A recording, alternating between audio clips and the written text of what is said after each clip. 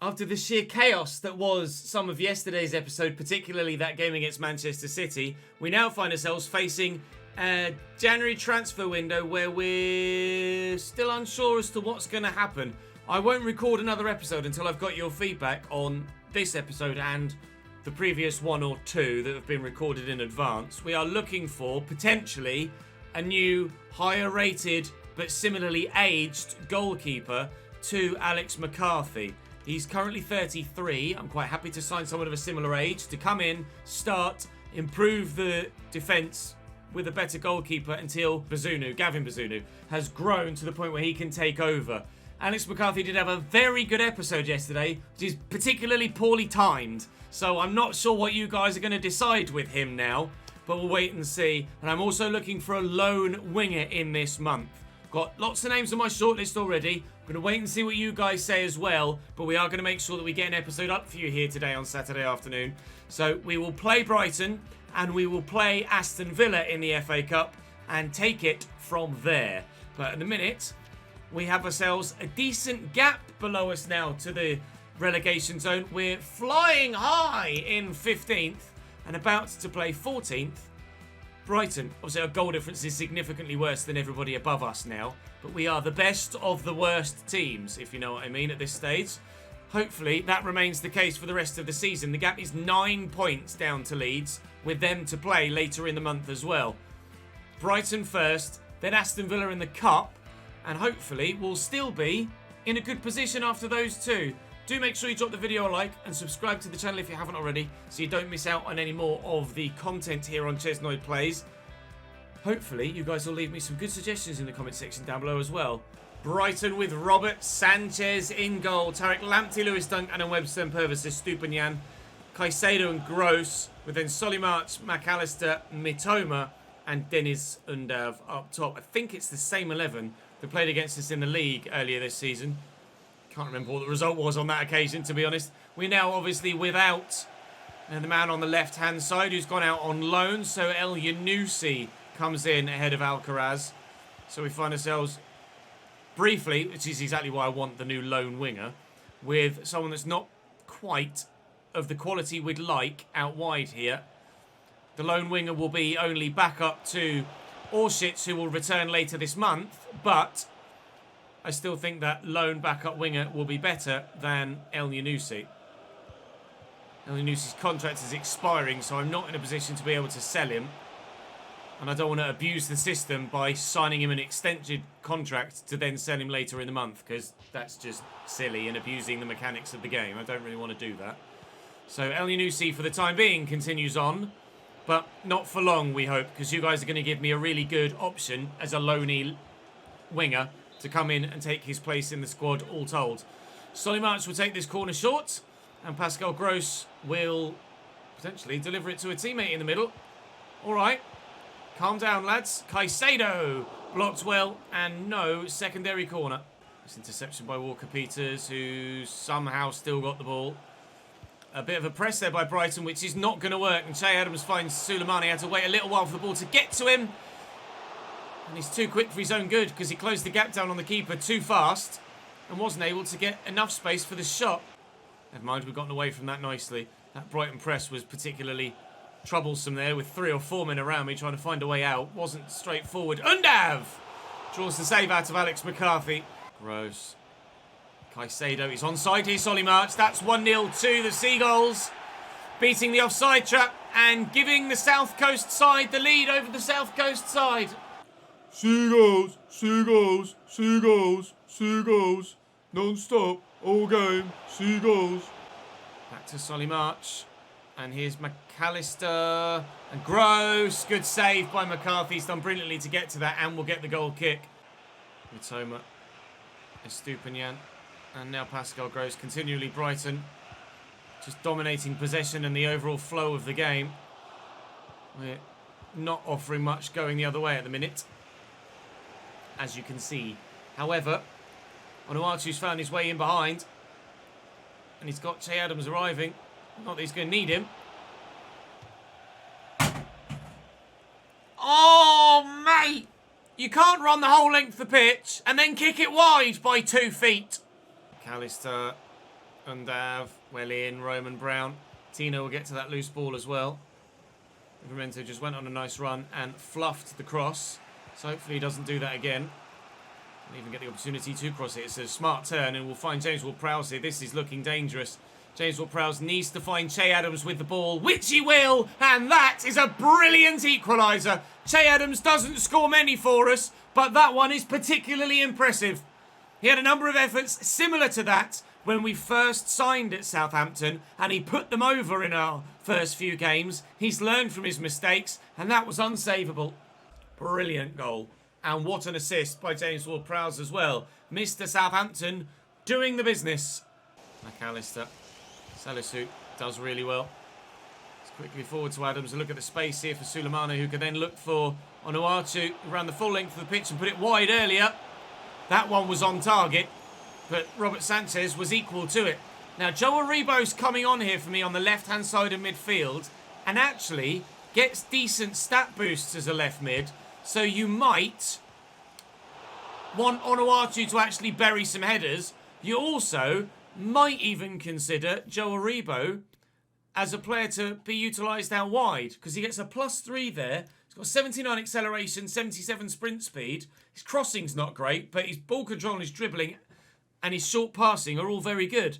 Maybe we don't need a low knee left mid. We just use Joe Aribo out there, and then that might offer the opportunity for someone like Diallo to actually get some first-team football centrally.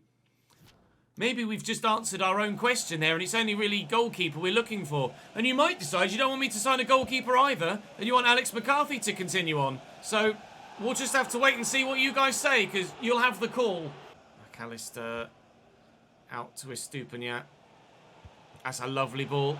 Not much in the way of support yet, but it is arriving, and there it is. Salisu in the way. Looks like that'll be a corner. No, they're going to keep it in play. They will take the set piece instead. From the corner, are Brighton going to find themselves a winner in this game? Mitoma has gone off and Billy Gilmore's come on, which is an odd decision. A centre mid for a left mid. And I don't know what they're doing formationally now. Looks like Solly March has come out to this left-hand side of that. Might be from the set piece itself. Pascal Gross has scored a number of Brighton winners in his time. And he might just have another. Oh, come on. Good save. Close range. Would have done well to get it past the keeper from there, but still frustrating that it was able to be created in the first place. Sonny March could deliver a ball in. It's Caicedo. Oh, McAllister. Again, going to do well to get it in from there, but still needed saving. It was on target. Gross looking to get an assist in the last few minutes as well as a goal. Doesn't look like he's going to. Forcing them backwards here, but it does look like they're going to get the win. McAllister and Gross again. Oh, McAllister wide, but yeah. Southampton are going to get the victory here, unfortunately. No, rephrase. Brighton are going to get the victory here, unfortunately, and as Southampton, we're going to have to taste defeat. It's not gone well for us on the South Coast. We could have scored more in that game. I am looking at you, Mr. Onuachu. You might be my top goal scorer, but you don't have me some sitters. Napoli bid £29.9 million for Kyle Walker-Peters. Now, I'm in a position where I don't think I can really turn that down. I will try and negotiate a bit more. He is one of my highest rated players, but he's rumoured to want out in real life. Wouldn't be surprised if the majority of players want out in real life. And Napoli are certainly a side that I can't really fight with. They might win the Champions League this year as well as Serie A. I will try and get up to about 35 for him. We'll see how well they'll negotiate. I'll ask for 36, which they'll pay. Kyle Walker-Peters looks like he's leaving, and our already thin fullback options are thinner yet still. Potentially, provided he agrees terms.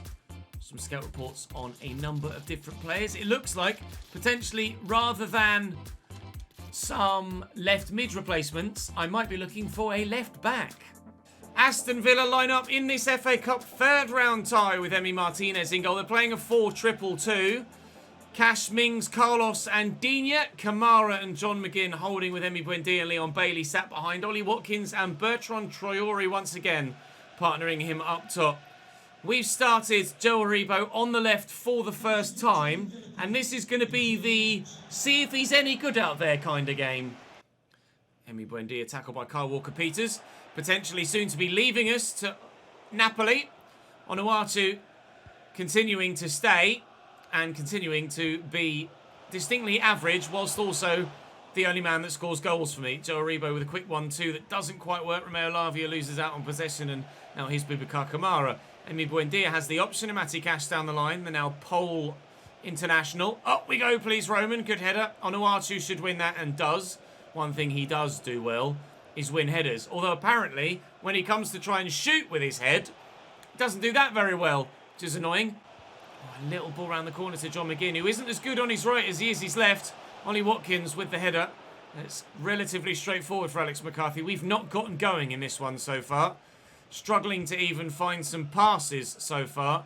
But thankfully, we haven't fallen behind. And once we do get into the right gear, hopefully, we can find ourselves a goal to get progression in the FA Cup through to the next round. Here come Aston Villa again. Ollie Watkins out wide. Leon Bailey's got the pace. Tino Livramento will be super quick later in his career as he grows, but he's not there yet. Defensively, though, he's pretty good. Sulemana has the pace now, but doesn't have the passing ability. Neither does anyone at the minute. Ollie Watkins with a brilliant challenge. He's getting a little bit feisty, this. This FA Cup tie is certainly coming alive. I've got nowhere to go here. I have to go out wide to Kyle Walker-Peters. Joe Aribo pushed very central. It's getting very feisty here.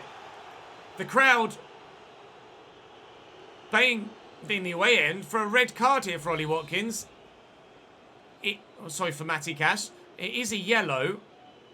He's able to stay on the pitch at least, but that was not very kind of him, to say the least. Sulemana with the delivery. Onuatu can't bring it down. It's been such a terrible game. I apologise, those of you who have come across from Xbox. The quality of this game has not been there on either side, has it? As that continues. Brave of Matty Cash to dive into a challenge like that on a yellow card. Brave or stupid, you decide. And Joe Aribo is in here. And he's got the legs to get away. He's just fast enough here. And Che Adams is there in the middle. Can I find anyone, though? Yes, Onuatu! Saved well by Emi Martinez. The best goal-scoring opportunity for us in this game comes on the brink of half-time, but we're not able to take it. At present, we look like we're heading for an FA Cup replay. He's fast enough, but he's not rapid. James Ward-Prowse is nowhere near rapid, but you know how good he is in possession. And the cross is teasing, and it will lead to a corner for us as Tyrone Mings gets himself all in a muddle.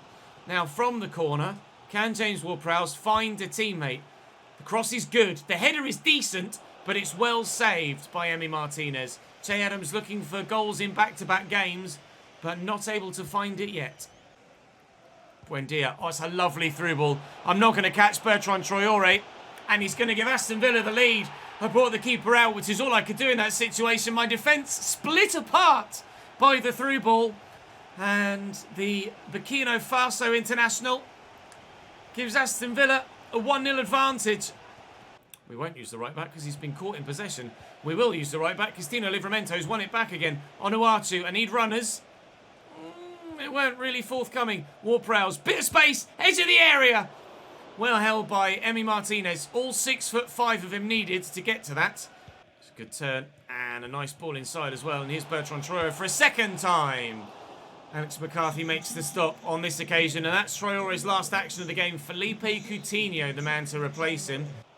Just around the corner to Leon Bailey. Roman Brown drawn out of position. Coutinho back to Ollie Watkins, to Coutinho again. This is opening up for Villa. The deflection takes it past the post. Salisu does just enough, intentional or not, to divert it past the post. McGinn. Oh, I nearly stole that off him. Ollie Watkins, Bailey, Coutinho with a power shot again. Salisu in the way, earning that return to the starting spot, very much so. A bit of a press. It's not going to work. They split my defence open through the middle, trying to do something similar to them. What an interception from Luca Digne.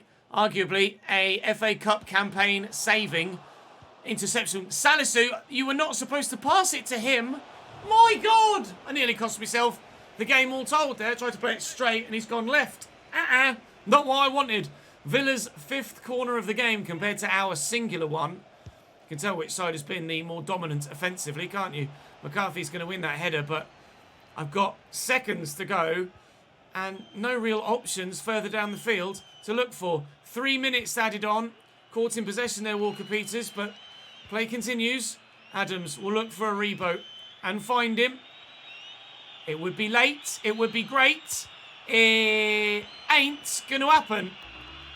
It's going to be Aston Villa 1, Southampton 0, and out of the FA Cup we go. Villa fans very pleased about that, apparently, judging by the roar at the end of the fixture.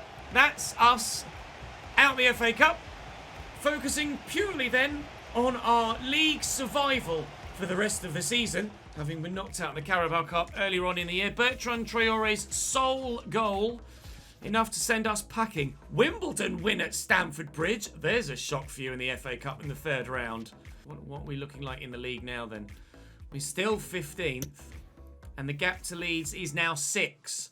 So Leeds have won their match day 21. It's now significantly closer to 18th. And if Leeds beat us in the next episode tomorrow, then it'll be even significantly closer to the relegation zone. We're not necessarily as safe as we hoped we might be. Crucial Traore goal seals Southampton defeat there. Walker-Peters is probably going to leave us to Napoli in the next few days, which is now happening right here and now. So I do, please, YouTube comment section, need a new left back. A sale has been made, and unfortunately, in saving the Saints, we couldn't save Kyle Walker-Peters. He is on his way out. I need a new left back. Forget the left mid. I'll retrain Joe Aribo there, I think. But I'll still take on board your feedback. But I definitely now need a new starting left back. Mohamed El Yunusi has agreed pre-contract terms with Mönchengladbach and will leave to go there at the end of the season. Kyle Walker-Peters is gone to Napoli. I just had to accept that, really. He is was in fact our joint highest rated player, but Champions League and title chasing Napoli are too good for me to be able to really be like, no, stay with relegation threatened Southampton, please. So Perro comes back into the starting lineup for now, but I'm not sure about him long term. So I would like a new left back, please. We'll try and keep things as realistic as possible, but I would like a new left back. Fucker. Joe Aribo's up to 76. I think training him to left mid is probably the right way to go. I'll have a look actually whilst you're here with me still in this highlight and see how long it might actually take with the development plan to train him to left mid. That might actually help inform you for that decision. So to train him as a left mid would take just 2 weeks.